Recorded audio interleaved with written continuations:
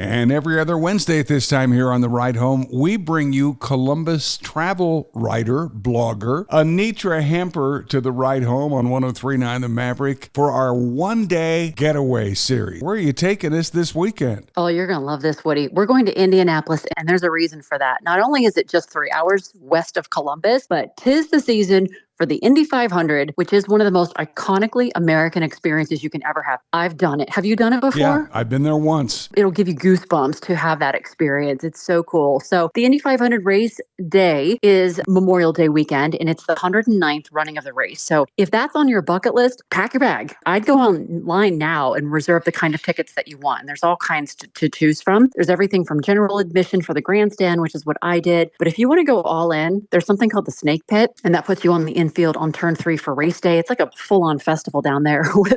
They wrap up the day with a concert and everything. So it's a lot of fun. It's a lot of energy. Now, you don't have to go on race day to enjoy the experience if you just want a flavor of it, because there's lots of things leading up to race weekend and just events going on all the time. So you can go anytime this month and get a little slice of the Indy 500. Like this week is practice week. So there's all kinds of practice races. This weekend, it's the qualifying weekend. So they have things going on there you can get tickets to go to. And then if you just can't go in May, there's races happening all the time. So it's a sort of an anytime trip that you can do if you just want like the race background. If you do go outside of race day, I would also recommend adding on admission to the Indianapolis Motor Speedway Museum to get the full experience. So you can take in a race, you can go to the museum, you can take a track tour. And if you really want to level it up, there's something called the Indy car experience where you can ride in a series race car. And I said ride, not drive. They don't trust you that much.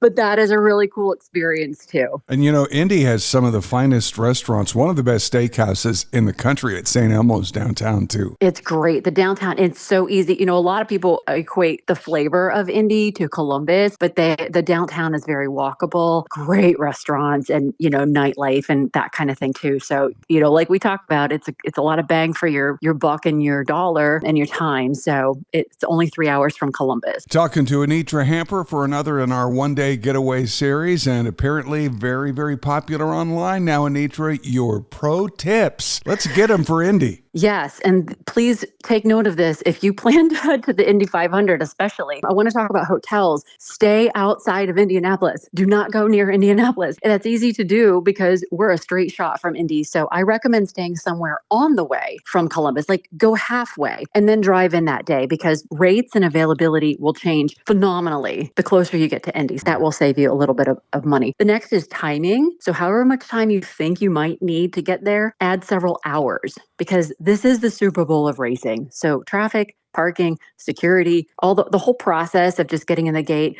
It's easy, but it is time consuming. So plan on leaving super early and plan for a very full and fun and exhausting day. The Indianapolis Motor Speedway is cashless. You're going to want to know that. So you want to plan for that. Take a credit card or debit card to purchase your food and souvenirs. Can also take a cooler in with refreshments, but I recommend getting onto the Indianapolis Motor Speedway website to check out their regulations just to make sure that you fall within all of those. No surprises. And then if you have time, I would, like we just talked about, I would add a few days to just enjoy Indy before or after if you have the time. You know, downtown is great. It's got a really cool children's museum and the opportunity to just explore a new city, right? That's what's fun to do if you haven't been to Indy there before. So lots of fun, always something going on, but man, this is the month for Indy. I'll tell you what, it's a great time. Be sure to follow me too on Facebook and Instagram at Anietra Hamper and Anietra Hamper 3-word press. I'm always checking out new cities and lots of good tips there too. And even new fishing holes in Alabama. Yes,